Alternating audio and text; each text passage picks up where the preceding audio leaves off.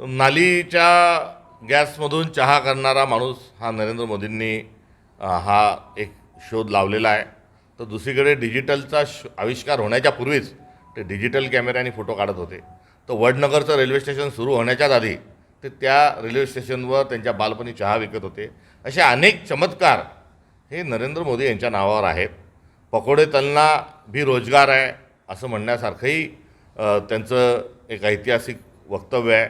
तर प्रत्येक माणसाच्या खात्यात 15 कोटी रुपये टाकू, दर वर्षाला 2 कोटी रोजगार देऊ, अशा अनेक घोषणांची आठवण आज त्यांना शुभेच्छा देत असताना आम्हाला करून द्यावीशी वाटते.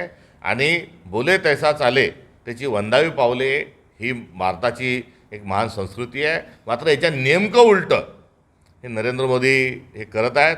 आणि आज त्यांना वाढदिवसाच्या शुभेच्छांच्या अनुषंगानं त्यांच्या सगळे जे आश्वासन होते, स्वामीनाथन आयोग जो आहे तो लागू करण्याचे, शेतकऱ्यांना लागत मूल्याच्या दीडपट भाव देण्याचे, या सर्व गोष्टी त्यांनी आज वाढदिवसाच्या निमित्तानं 15 लाख खात्यात टाकण्यापासून या सर्व घोषणा ज्या आहेत त्या आज त्यांनी कराव्यात.